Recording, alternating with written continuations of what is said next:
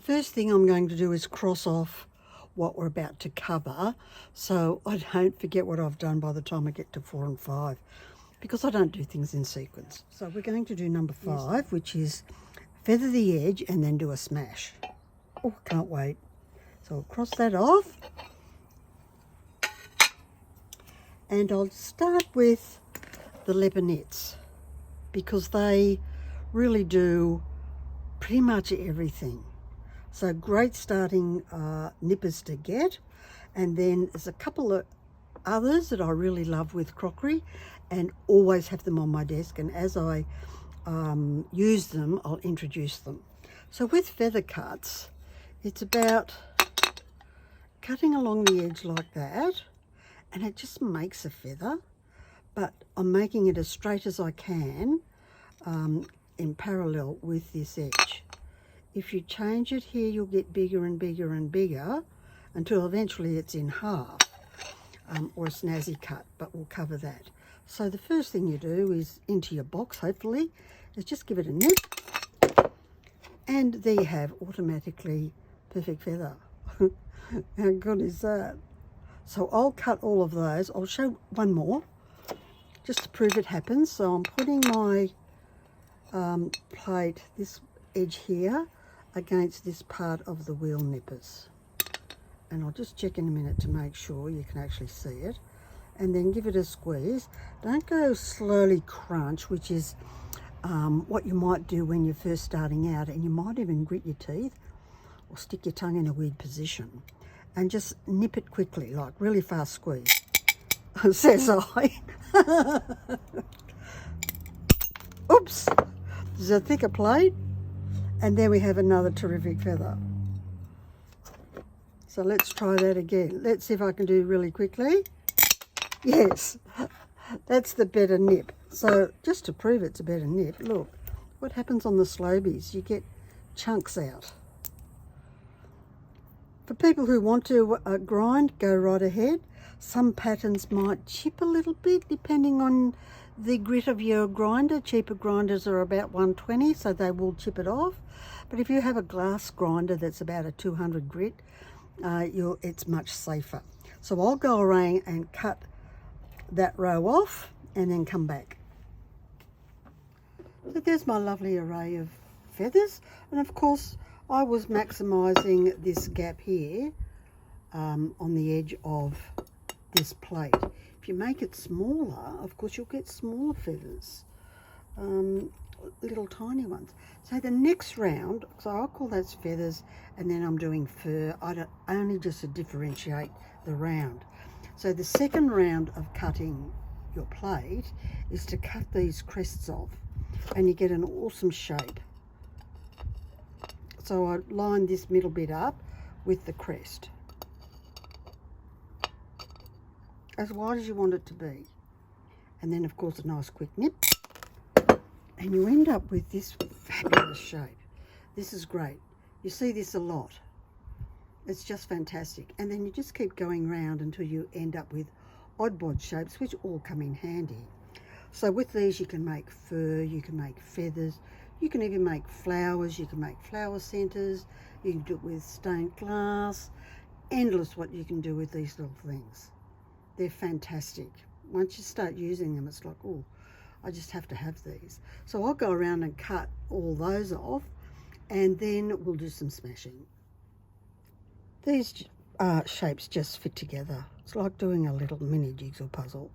And it's quite quick to do because you just pop them into whatever direction you need them to go in. And you can see there are different sizes. This plate is much thicker than I thought it was. So there, I did have a couple of grunts. But we'll see how we go when we do the smash. So you can see this is like way too much fun.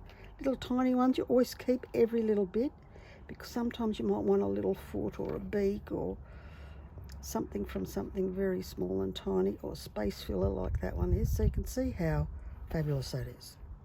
So there you have fur and feathers, plate. Now let's do some smashing. So ready to smash. I wouldn't, this is quite thick, so I'm thinking it's porcelain. It's got a crown here. This is like a really good plate. Definitely vintage, beautiful, never been used. Got it in the op shop for about 50 cents. So I'm going to cut it in quarters and then have a go at smashing. I don't have a hammer. Some people wrap it up in a towel and then bang with a hammer. It's just freaks me out. So I'm doing the Gruminator. Thank you, Michael, for that great tip. Now, with cutting a thicker one and you've got some spare cash, Montolits are the go. Mango Mosaics put me onto these. Brilliant. They're a bit more costly, but they really do the job. They're really designed for like ceramic tiles and things thicker than 4mm.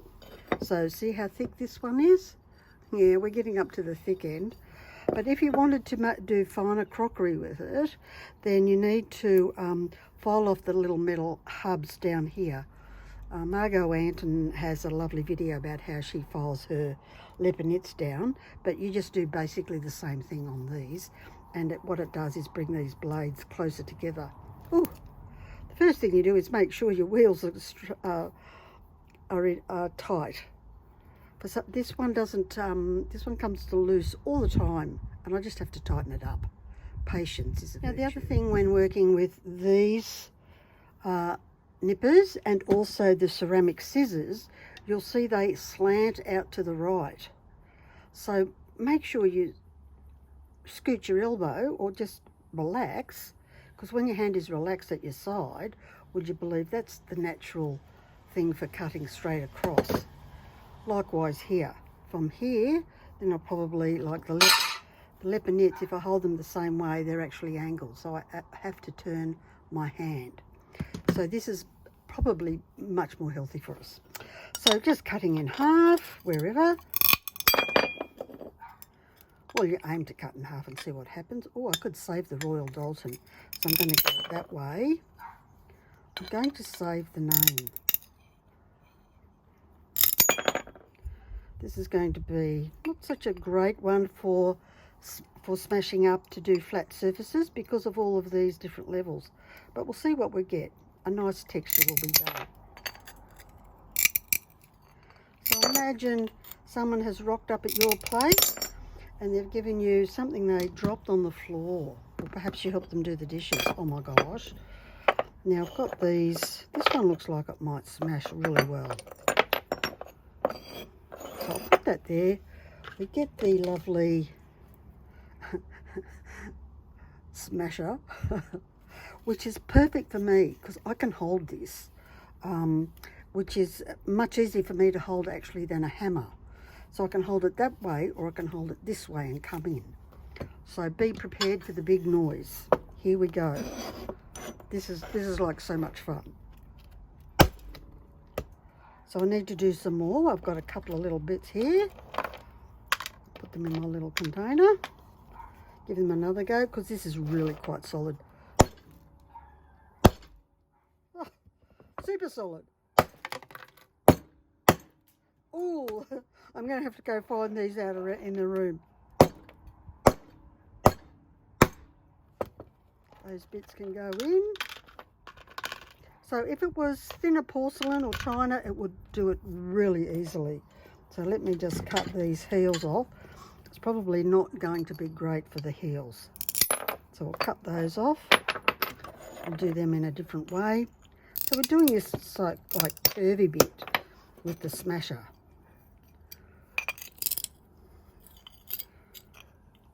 Hold your pliers. Hold your nippers down the end, maximise your fulcrum. Okay. Because we're making little tiny, I'm making little tiny birds out of this one. I want the pieces to be about this size. Sort of 1.5 centimetres. I don't want them much bigger. So that one's ready for smashing. But first, because I'm such a good girl, whoops, action-packed, full of tips. Sweep your crumbs away. That way it won't scratch your pretty pattern. all ready for the next round of smashing. So I'll have a little smash away and then come back when I've created it all. So you don't have to watch it and put your finger in your ear.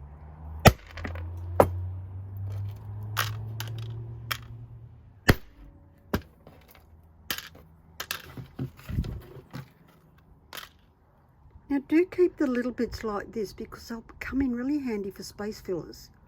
Especially when you're working with crazy-pave and nothing is really designed to sit next to each other. This helps to minimise cutting and rearranging of things. So now I have a lovely little treasure box. I'll put the treasure box lid on with all those lovely little bits for my little bird. I think there's about 3 birds in there, along with the feathers and wings. And then we'll make some snazzy tail feathers. And then the final thing is trim off any bits from your scraps that can go into your little bits of test box. Now this is all I have left in terms of waste. All the rest has been packaged up into the 3 little green tubs ready for being selected for whatever bird takes my fancy.